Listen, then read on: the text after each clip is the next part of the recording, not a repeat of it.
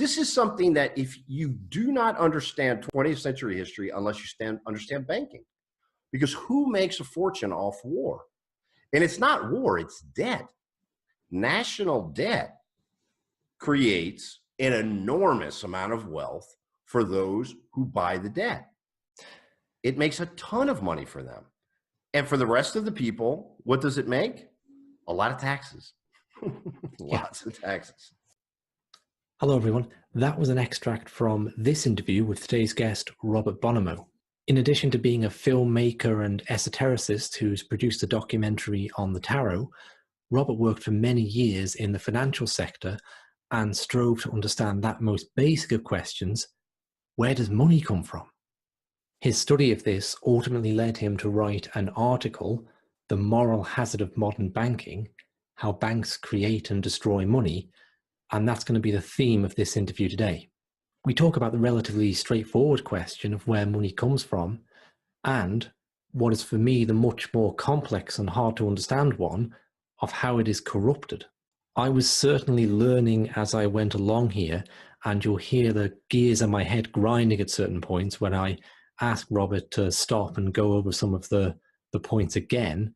But I felt by the conclusion I had a much clearer understanding of a subject that I've been aware of but not felt entirely comfortable with for many years now. And I'm hoping that my struggling to come to terms with it will mean that we've recorded something that makes it very accessible for the listener too. So here's Robert talking about the events in his life that led him into this line of inquiry. In college, I was a history major, and they often talked about how war was good for the economy, but it never made any sense to me. Because I remember thinking, if you destroy the means of production and your production creates things, weapons that don't produce anything, how is this good for the economy? That never made sense to me. But they never explained banking. I have a master's degree from Boston University in management. Studied finance at the graduate level. Never talked about money creation.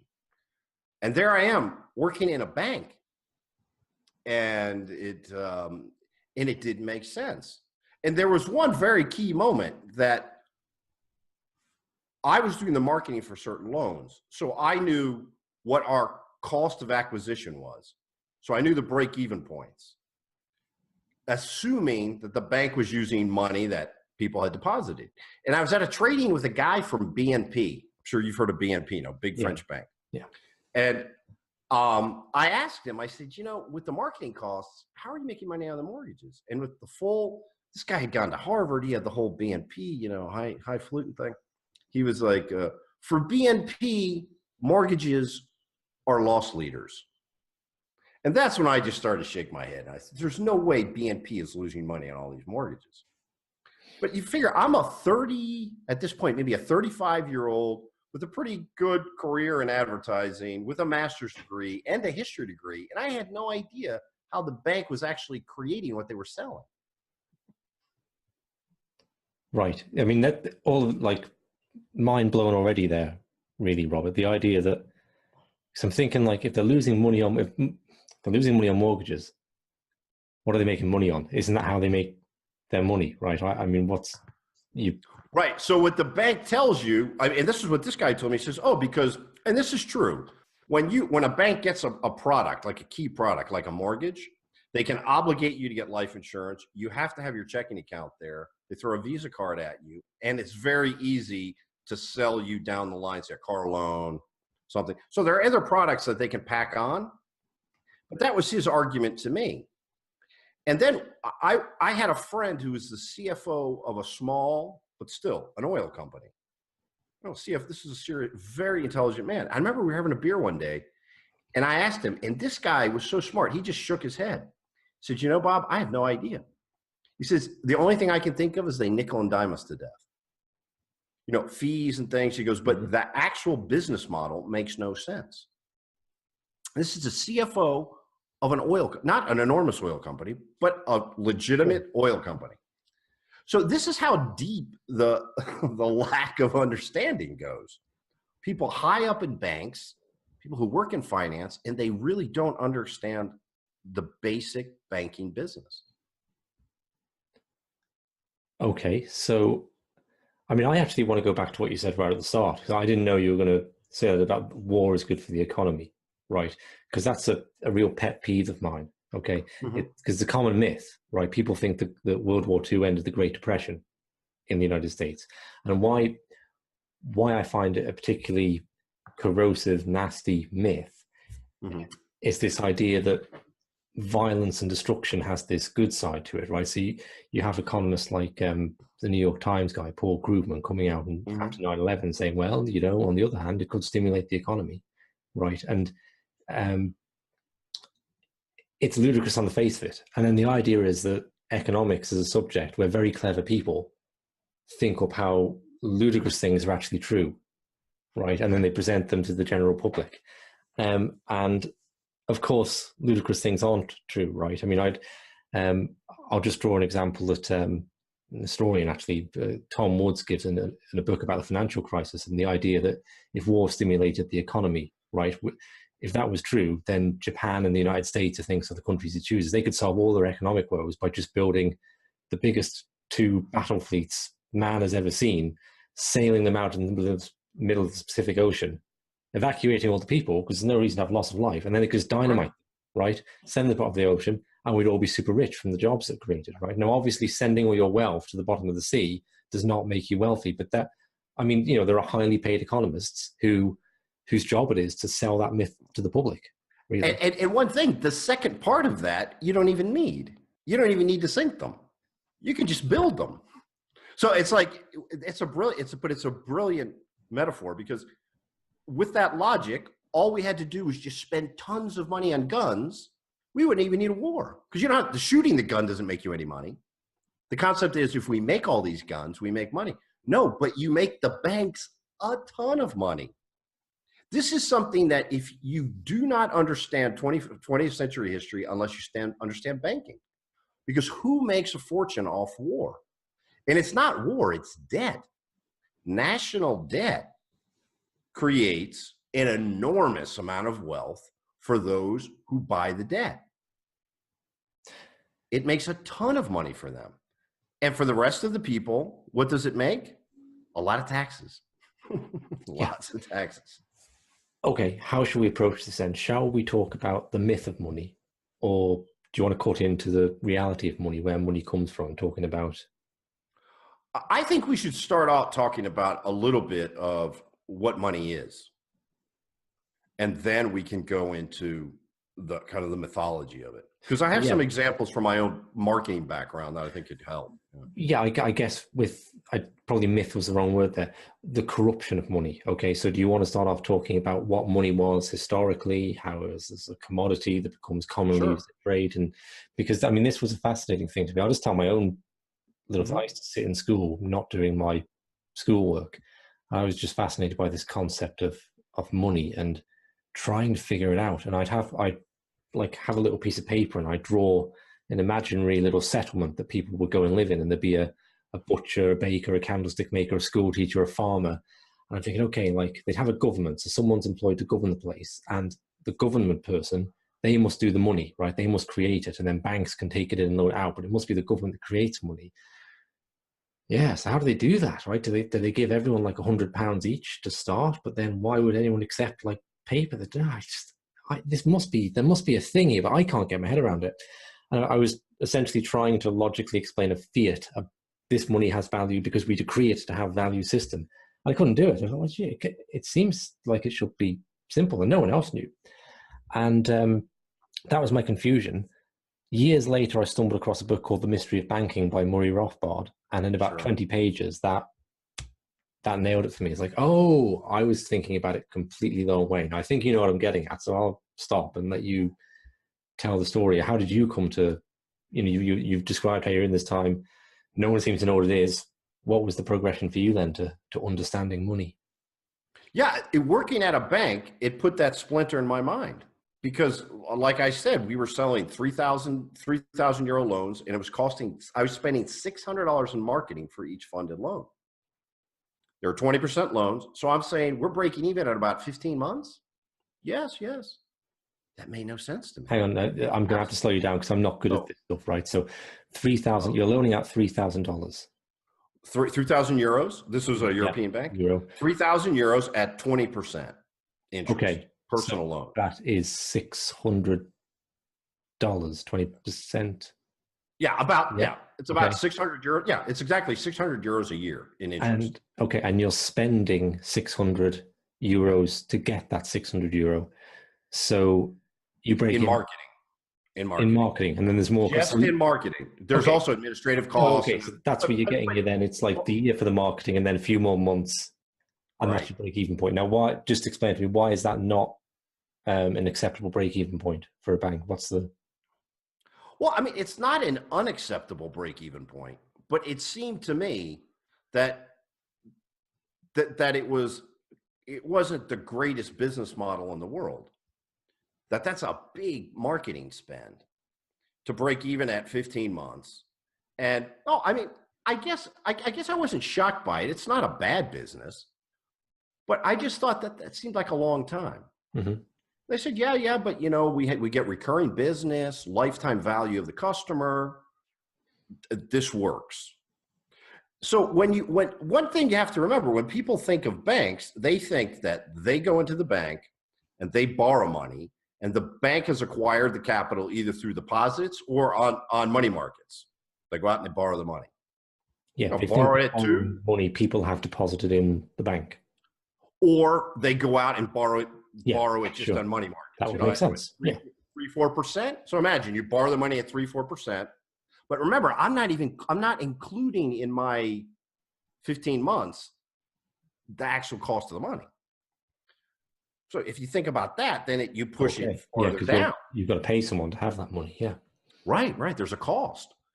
So it just didn't seem right.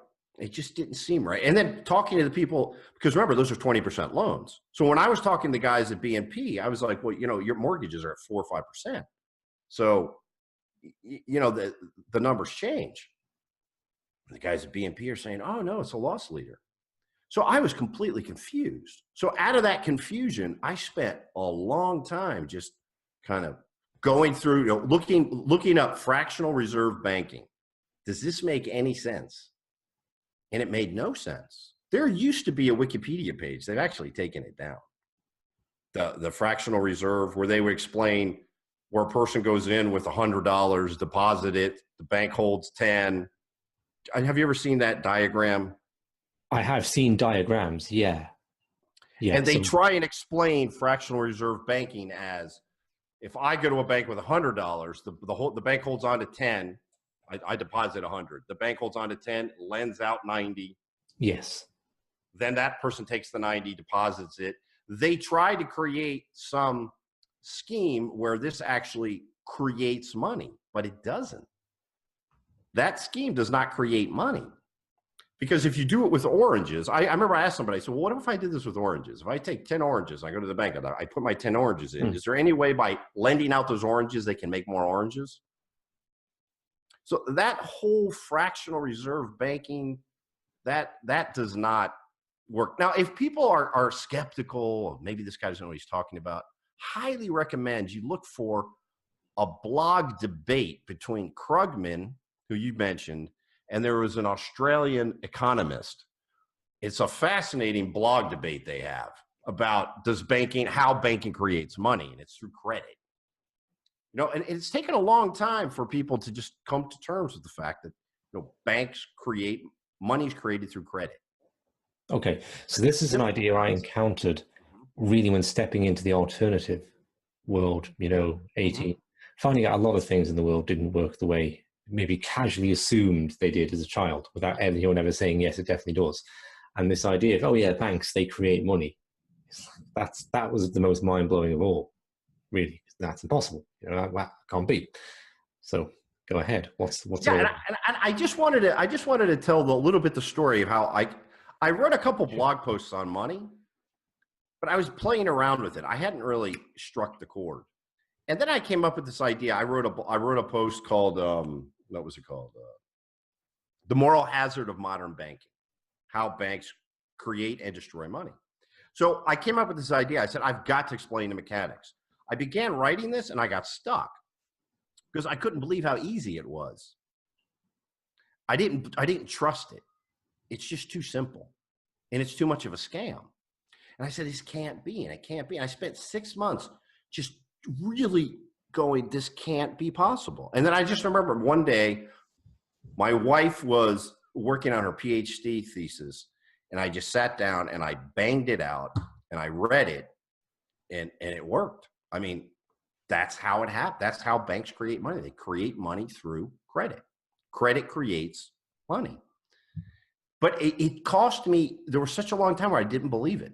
I just didn't trust myself. It's too easy because it's so simple. It's a beautiful system. But if people understood it, they would become very, very angry, very angry. And it changes the way you look at history. It completely changes the way you look at history. Okay, so break that down. What does that mean? If I go to the bank with my 100 euros or my 100 oranges, if that's an easier thing to put it in terms of commodity, I deposit them. You come along for a loan. What can the bank loan you out of those 100 euros oranges, and where is that money coming from? What does it mean to say they create money through credit? Yeah, so let's stick with the money. So yeah, let's just say wealthy man, bank is created, wealthy man or person, whatever, goes to the bank, dumps in, let's call it 10,000, whatever, euros. What the bank will do with that deposit is put it on reserve. So that money goes into a reserve account with the central bank. And banks are allowed to create 10 times their reserve amount. So this bank has 10,000 on reserve. And let's say another person goes in and wants a loan. What the bank does, it creates a promissory note. So I, person who's getting this credit, sign that I will pay, let's just say 10 years at 10%. I will pay in these 10 years 100,000 euros. When I sign that document, what the bank does is monetizes that document. It monetizes the debt. So there's a debt obligation that's just a piece of paper. But think about it. I mean, there's really a service that the bank is doing, because imagine I was buying your house and I said, okay, I'll sign a paper that I will pay the 100,000 in 10 years at 10%, and I give it to you. You probably don't want that. You want the cash. Because if you don't pay, I'm going to have to go to the mob or something, right? What's my recourse? Right. You know, so yeah, exactly. with the What's bank, your recourse? they can get the you. Bank monetizes that debt. So it monetizes that promissory note. It takes that promissory note and says, imagine a debit and a credit. So it creates a debit, which is a positive, which is that promissory note. And then it creates a credit, which is 100,000, let's just call them US dollars. Okay. Okay. So it turned that piece of paper, it monetized that piece of paper and turned it into $100,000. And it gives me the $100,000. Right. So it's not that the bank can come after you if you don't pay back. It's that they're literally creating the money on the spot. That's the difference. They create it on the spot. Yeah. Okay. Now, as I pay back that debt to the bank, you know, let's just make it simple. Let's say every year I pay them 10,000 with interest, of course. The interest we can talk about later now. Yeah. But so I just pay back every time I pay back 10,000, that piece of paper is worth 10,000 less because I paid, right? So the piece of paper is worth 10,000 and there's 10,000 left. That 10,000 I pay back to them is destroyed. It's gone. Slowly that debt gets destroyed. And when I make the last payment, right, there's 0 and 0. My piece of paper is worthless because I paid it back. And there's no money left. Hang on. Just let me see. But we said you borrowed 100,000. Right. Talking about 10,000. What? Okay. Yeah. Remember, one person went in. Yeah. And left 10,000. That nothing happened to that 10,000. That 10,000 went into an account, and the bank is allowed to create 10 times its reserves. Reserve requirement. As you, the borrower, pay back the 100,000 over a 10-year period, what becomes of that 100,000 then? Is It that disappears. It's gone. that's disappeared? Okay. That's why it's very important to understand when for example, in 2008, so much debt was being paid off. There was a liquidity crisis because nobody had money to pay debt. So there were bad debt. Well, we can explain the bad debt part in a second, but when people stop paying loans, okay, this might get a little complicated. Let's just go back to the original example. As that person pays back that money, right, the money is destroyed. Mm-hmm. But this is very important, and this is what controls the banking system. Imagine the bank creates $100,000, right? Mm-hmm. Gives it to that man, and he doesn't pay. If he doesn't pay back, the bank must replace those $100,000, put those $100,000 in reserve. They have to go find $100,000 and put it in reserve. Why? Because the promissory note is worthless. There has to be a balance. If you create $100,000, you have to have $100,000 on the other side. If my promissory note is worthless because I'm not paying, they have to get real $100,000 and put it there. So it's 100 and 100. Okay. Okay. That's why in 2008, when everybody stopped paying, the banks had no liquidity. When they said the entire world banking system is going to collapse in a day. Remember that whole scene in Washington with Bush and everything? That's what they meant, because there was no money. People stopped paying the debts. The paper was worthless, and they have all these reserve requirements that they can't fulfill. So all the liquidity just got sucked out of the market, and there literally was no money. There was not enough money to make the system go. So in a sense, I mean, I'm sure we could have survived, but that was a true crisis, because it was like, imagine all the money in the world just evaporates. It just becomes, it's gone. So with this system being set up, I guess I'm wondering where it comes from and who benefits, really. Because the way you set the money up is going to rig the board, right, to favor some and disfavor others. And the traditional story is that it goes back to gold. No, people would leave gold with jewelers, and they would get a paper receipt. Mm-hmm. And those receipts would get, instead of going and getting your gold, you would just pay with those receipts. And then, of course, the jewelers or the people who held the gold realized they could write more paper than there was gold. So if I had, I don't know, 10 kilos of gold, I could write paper for 20 kilos. Yeah. And I could loan money out, using as leverage. long as you don't go mad with it, you won't get caught, right? You know how many people are going to come on a weekly, monthly, yearly basis and request their physical gold. Right. So you're making profits on loans for gold that you are perceived to have, but don't really have. Now, the banking system works if you manage risk. So traditionally in the real estate market, the whole concept of 20% down on a loan from the bank standpoint was, if you put 20% down on that loan and the bank has the title of the house and you stop paying, okay, I have a few months to sell the house.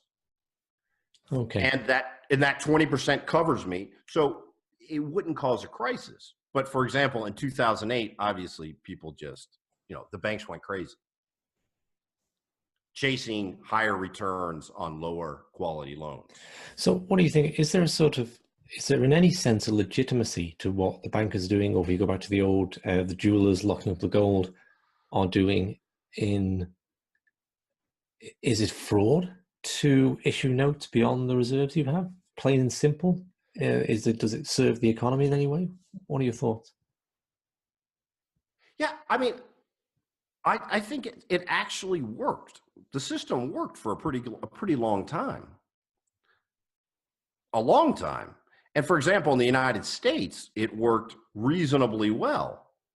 In basically the post-war period, it worked really well. until, say, the 1970s. So it can work if the banks manage risk. But when the banks start losing sight of the fact that a banker's job is to manage risk, and they start chasing wild returns, and everything blows up. Remember, in 2008 and 2009, the banks had loads and literally trillions of dollars in worthless paper. Absolutely worthless. So that's what many Americans do not understand that QE was. Quantitative easing was the Fed saying, okay, we'll buy back that paper. Because remember, quantitative easing was buying bonds and buying mortgage-backed securities. And they said, okay, now we'll buy back your paper. So it's like, I imagine we make cars that don't run, that are absolutely worthless. And the Fed says, okay, we'll buy them for you. And how did the Fed buy them? By creating money. The Fed is the only one that can actually expand their balance sheet by just creating money. Right. Okay. So when you say managing risk, okay, I mean, what's gone on there? That the banks got more reckless over the years, but what are them? There must be incentives and restraining factors on banks, right? Sure. So there was a shift then that happened. Yeah, and that's probably in the 1980s. So in the 1970s in the United States, we had a terrible inflation problem in the 1970s. That got fixed more or less with the development of the whole petrodollar system with the Saudis. Because when we went off the gold standard in, what was it, 71? I can't remember the year, but Nixon took us off the gold standard. So basically the dollar becomes a fiat currency. Basically, there's nothing behind it. So they came up with the whole petrodollar system, which was a brilliant idea, which put constant demand in the world on dollars, because all oil would be bought and sold in dollars. That means every central bank in the world had to buy dollars. Sort of the imperial tax. Yeah. Every central bank's got to buy dollars because most countries don't have oil. They've got to buy oil with dollars. Okay, so just mention how that comes about through like OPEC. I mean, like, because I'm not really clear on this myself. I know that OPEC agreed to sell oil in dollars, and that's which countries members? Iran, Saudi Arabia, Kuwait. Right. But the key one is Saudi Arabia. Sure. But did that come about from pressure from the US to sell in dollars? Yeah, that was. I'm trying to forget the year. There's a certain conference. The name's escaping me, but I can't remember who it was. But basically, they came to an agreement with the Saudis, which was oil would be traded in dollars, and in exchange, Saudi Arabia gets U.S. protection. Right. So U.S. military will protect Saudi Arabia. And you can sell that on a geopolitical sense of the United States military is going to protect oil, which the world needs. That was sort of the selling point. And in exchange, all transactions in oil would be in dollars, which put that demand on dollars and maintained the Bretton Woods system. It gave it another, 20 or 30 years. Okay, so let's see if I understand the tax part of it right. My understanding is then that because all the countries in the world are then compelled to buy dollars. Okay, they buy dollars when there is a certain amount of dollars in the world. Right. And purchase the oil, whatever goes on with that. And then by the time those dollars return to the United States to be spent and American goods purchased, more dollars have been printed. So the dollars are worth less when they come back than when they went out. And the difference is effectively a taxation on the world. But also the value of the dollar is higher than it should be. For example, in Forex markets, the dollar's always going to be worth a little bit more than it probably should because there's a constant demand on it. People are constant buying dollars. So it makes the value of the dollar more than it probably in a normal sense should be. So that extra demand I see that as an imperial tax. Okay, right. Yeah. For our military protecting certain resources and trade routes and whatnot, you're going to do all of your business in dollars. That's going to maintain the value of the dollar, keep it higher. That's why, Americans can buy things relatively cheaply.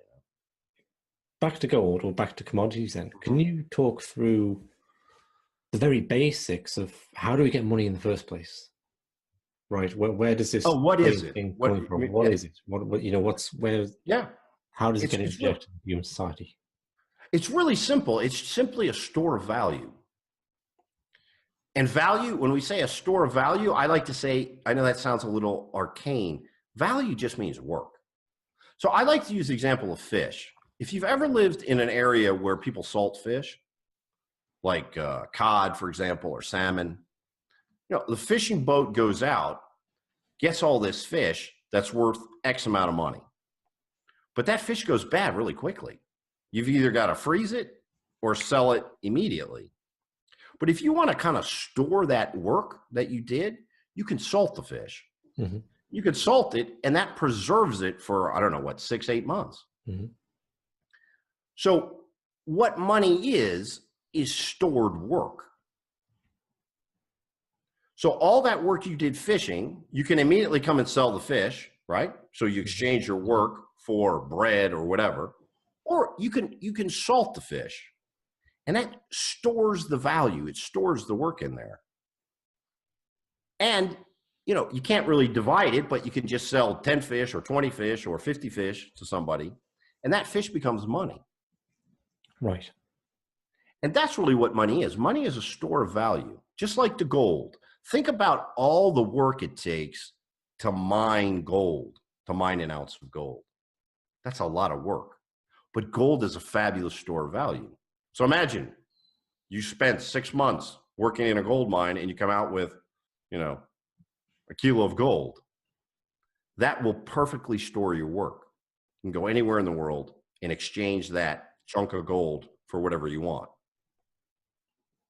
An equivalent value. So this is what resolved the problem for me. This is what resolved for me what I couldn't figure out when I was in high school, right? Because in my mind, money and the state was so intertwined, and we'll come on to that, how that image is created. I'll just say, here in Britain, the Queen's head is on the banknotes, right? And it could be no other way.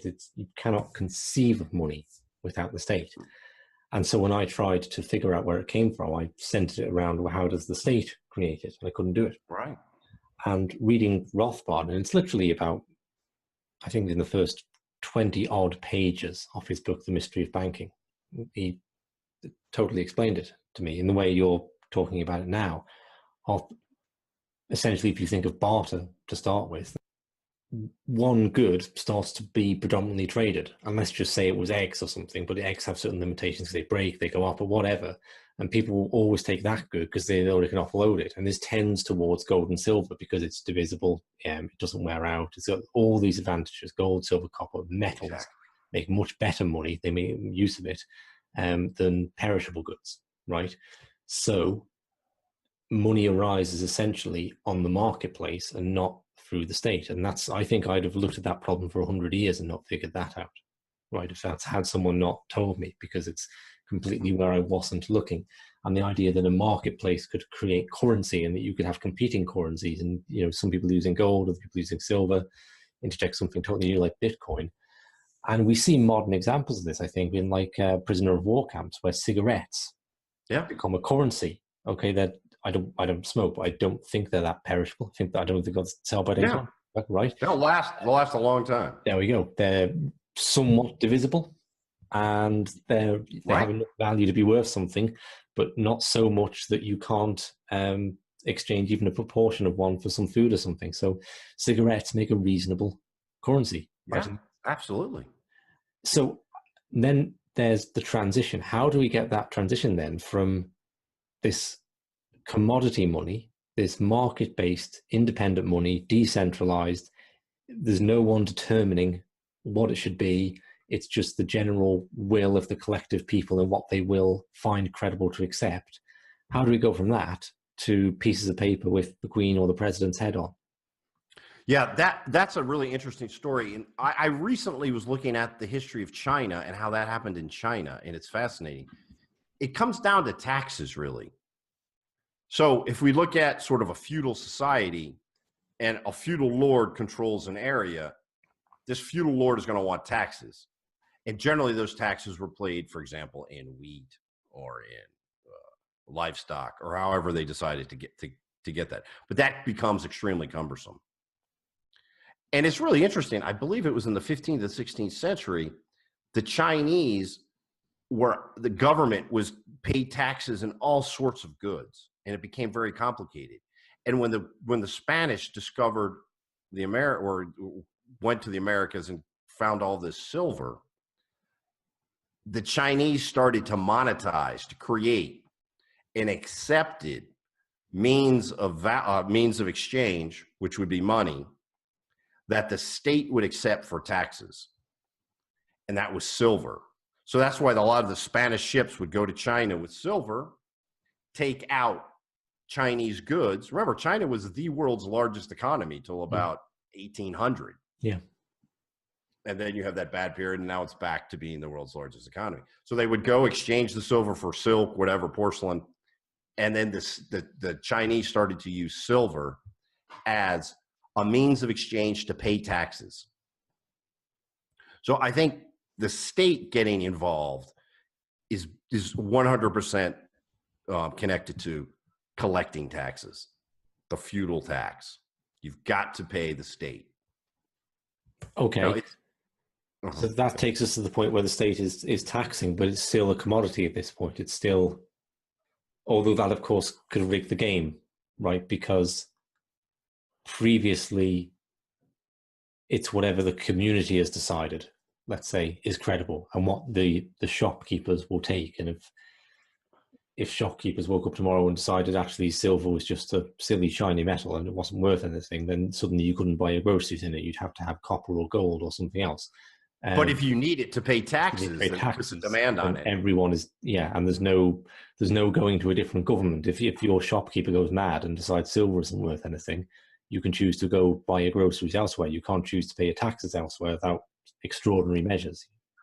And this goes back to the Romans, and I believe the Phoenicians were the first ones to come up with actual silver money. I believe the Phoenicians were the first. Yes, yeah, I've heard that. So this goes to the point where the state is rigging the game now with money, okay, and this tends to enshrine certain commodities as being money, but we're still at the point where it is a commodity, right? Yeah, but if I take my £10 note into the bank tomorrow, they won't give me £10 of silver for it. They'll give me £10 for it, which is another note. So how does that? And that seems like a loss to me, right? I think sterling was silver. I don't know actually, but either way, silver or gold. I can't get £10 of copper with a £10 note nowadays, right? Nothing, So that's a substantial progression on from that. How did money essentially become delinked from, or we've got these notes? The state presumably started issuing notes at some point itself for representations of.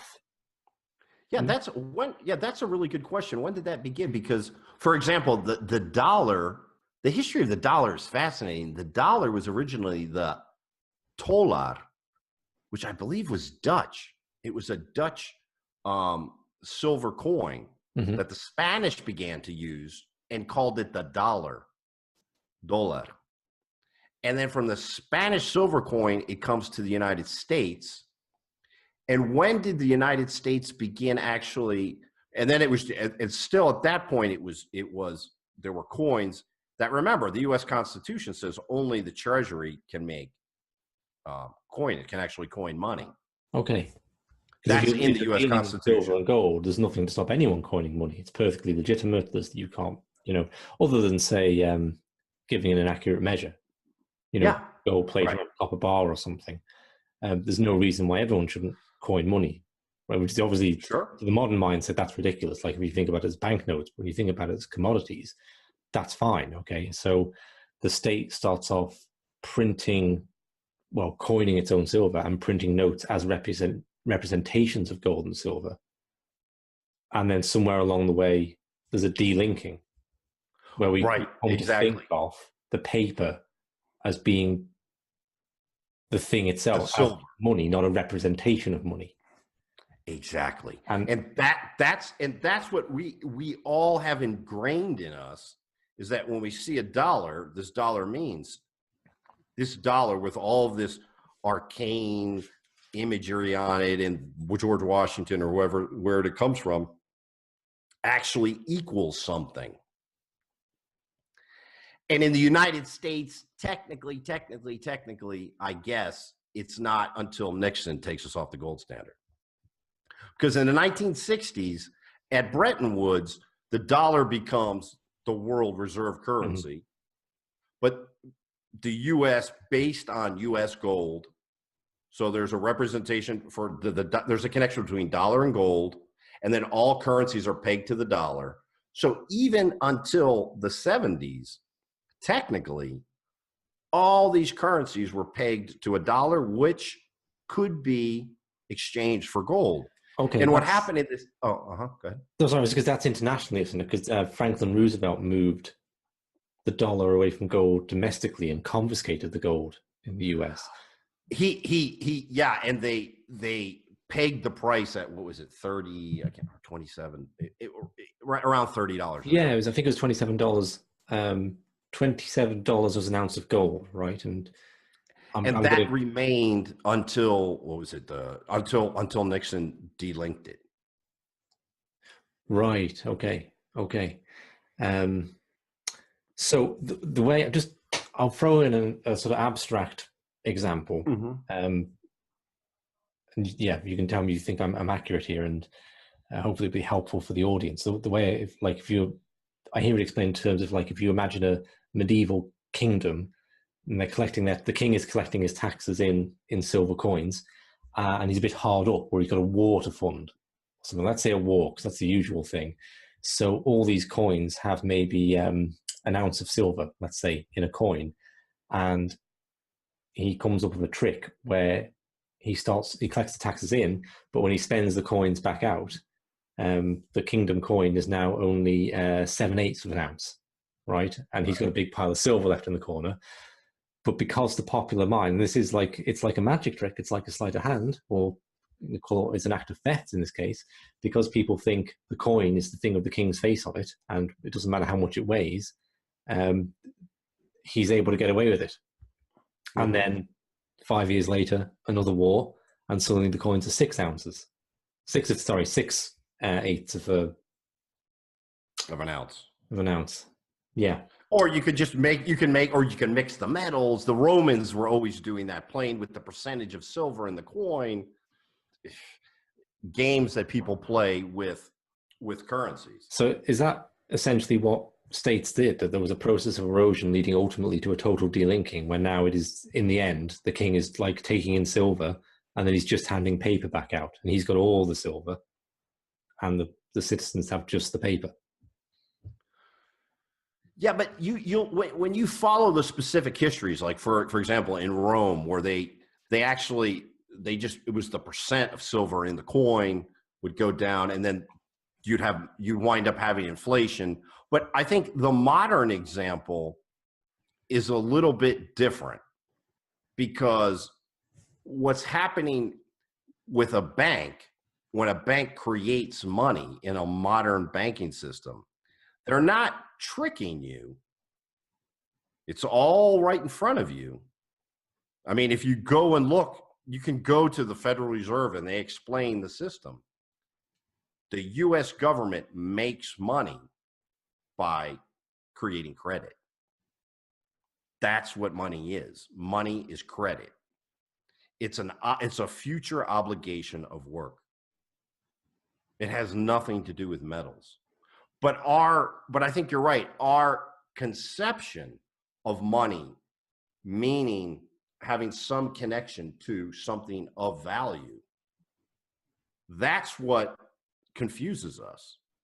So when we go to the bank and we get $100,000, we think we're getting something that's real and tangible, that's connected to some real tangible asset. And we're not. We're getting $100,000, which is somebody's or some group of people's promise to do some work in the future. And that's where the real sleight of hand is. Okay, so popping back to my earlier question about who benefits and who loses, and what do you think of this system? Is it it's a better system than when we all had gold in our pockets? A worse system? Who's benefiting? Who's losing out? What are your thoughts on it? Well, I mean, the banks obviously are making out like bandits. So let's go back to the original example with the mortgage. So the bank takes its $10,000, okay? It sends it to the Federal Reserve, and the Federal Reserve says, okay, bank, you have $10,000 in an account here. You can create $100,000. Fantastic. Guy comes in, gets a $100,000 loan at 5%. Let's just call it 5%, okay? Right? What's 5% of $100,000? It's $5,000. Yep. So what are they making on that $10,000? 50%. And if you calculate in compound interest and how the interest is paid in the beginning, et cetera, it's an unbelievable business. It's an unimaginable business. It's unethical. And just one thing, what you pay back to the bank is work. And the only thing the bank did was monetize your promissory note.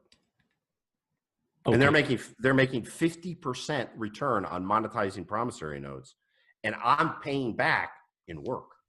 So is this the answer to the riddle that started you on this journey of like how a BNP, that they seem to be a loss leader? It's not really a loss leader. No, of course not. It's a massive, massive profit maker. It's a massive profit maker. It's a massive profit maker. And this might be an obvious question, but I'm going to ask it anyway. I've asked you who wins, who loses in this. Oh, absolutely all the citizens of all the states in the world who are paying taxes to service debt are losing. All the kids that are going to college in the United States who are going into 20, 30, 50, I think the average, I can't remember what it was, but it's got to be in the $30,000 or $40,000 range. Of students who take debt, the average is like 30 or 40,000. In the US, we have over $1 trillion in student loan debt. These are like 22-year-old kids who are getting locked into this. So all of the people who are servicing debt, paying debt, are losing. And all of the people who own that debt are winning. So not even the 1%, it's probably the half of the 1%, are getting fabulously rich. And most of the population are debt slaves. They're truly debt slaves.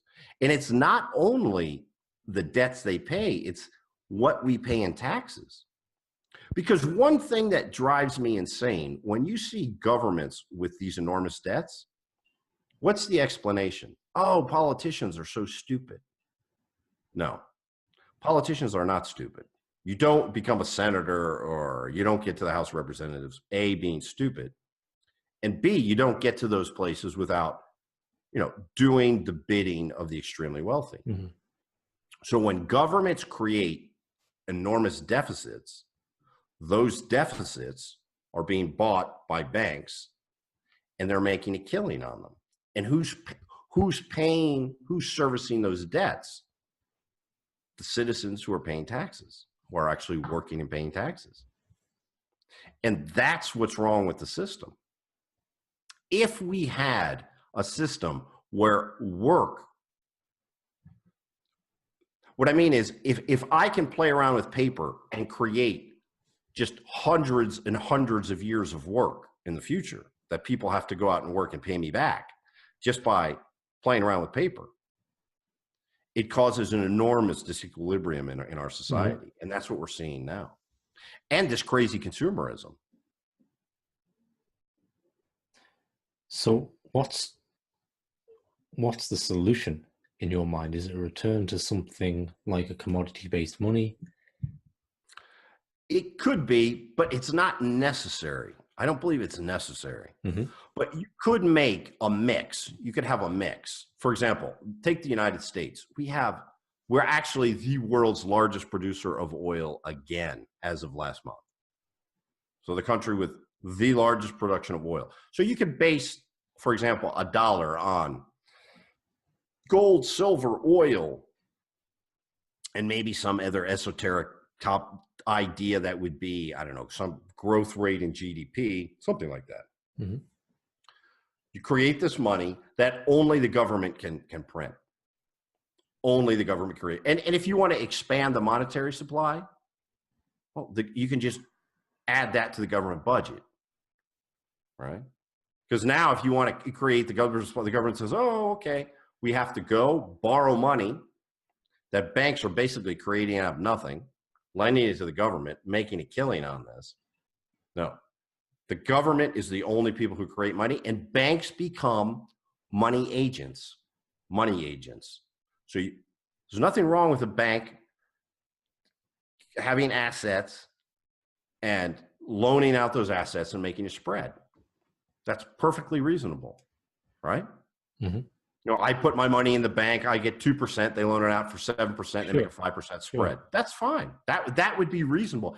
And the type of risk that would be, the risk analysis there would be very different. You wouldn't be giving this money to kids to get, you know, a bachelor's degree from Tulane for $70,000 or Sure. $150,000. And this is actually how people think banks do work, of course. That you put it Of course, yes.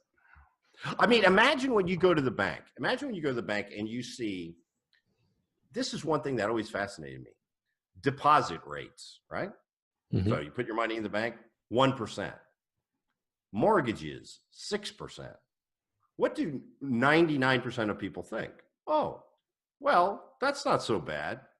I mean, banks got to make money, right? I put my money in, I get 1. They loan it out as a mortgage at 5.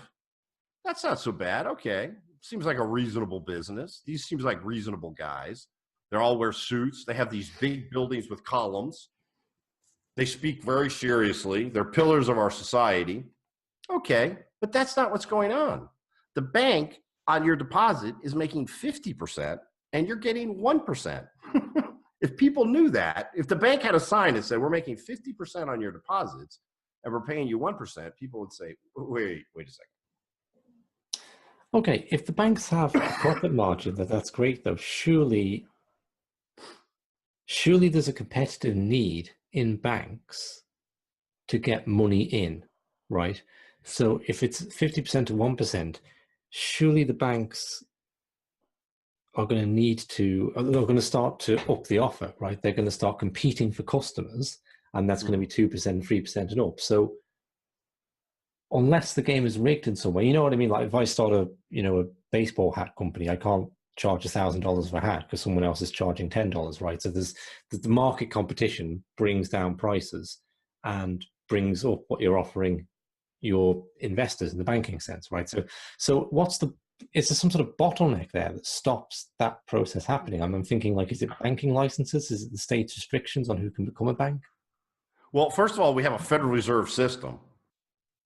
So there's a system, at least in the United States. Now we have a Federal Reserve system, right? And the Federal Reserve creates the rates. So they look at the inflation rate and they create what the rates should be at. Mm-hmm. And then the banks compete on those levels. But it's not like you say because remember, it's all through that Federal Reserve system.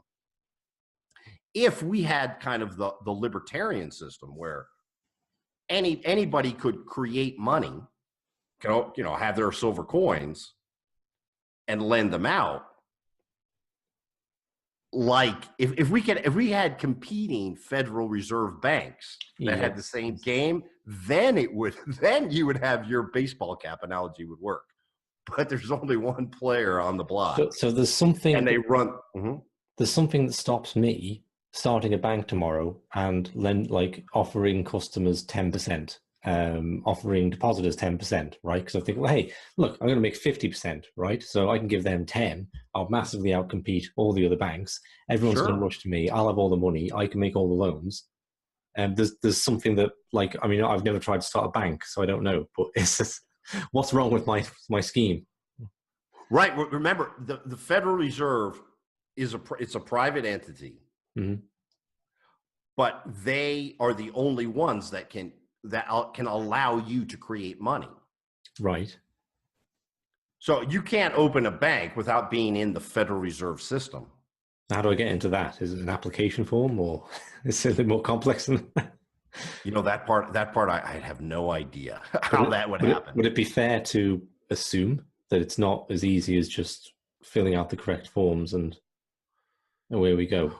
But even if you did, Mm-hmm. so let's say you fill out the correct forms, you're still in that Federal Reserve System. And the only way to create money is to deposit on reserve with the Federal Reserve Bank, and they allow you Okay. to create. You see, so it's all connected to them.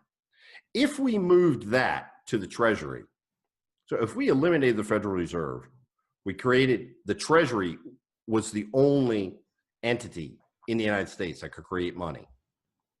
So I'm saying follow the Constitution. I mean, Scalia even admitted that, you know, the originalist idea of the Constitution, a lot of the conservative Supreme Court justices, you know, we have to have an original sort of interpretation. There's no way that the Federal Reserve Act would survive the Supreme Court if from a literalist interpretation. It's completely anti-constitutional. It's one of the. I would love. I mean, and on the legal side, I really don't know much. There was one famous case in the United States. I don't know if you're familiar with this case, where the guy in Minnesota, he was a journalist, got a mortgage, and then he went to a judge. You can find the case on Wikipedia. But basically, what happened was he went to the judge and he said, "I'm not paying this mortgage because there's a concept in law where if I say I'm going to paint your house and you say you're going to pay me $100, we have a contract. Mm-hmm. But if I say I'm going to paint your house and you say you're not going to pay me anything, there's no contract. So there has to be an exchange for there to be a contract. And this guy said the bank did nothing to create that 100,000. I can't remember what the amount was. The $100,000 in the mortgage. They did nothing. So they bring in the bank manager, and the bank manager was kind of snarky and explained the whole thing. And the judge asked him, "Well, where did you go to get this money?" He said, "No, we didn't. We created the money from the promissory note." And the bank that judge ruled in favor of the guy that they were trying to take the house from. Then it got kicked out on an appeal, and there's a long story to that case. Okay. Well, we'll link to the article. It's in my article on cactusland.com. Mm-hmm. The moral hazard of modern banking. I have a link to the Wikipedia page. And okay, well, I'll link to that.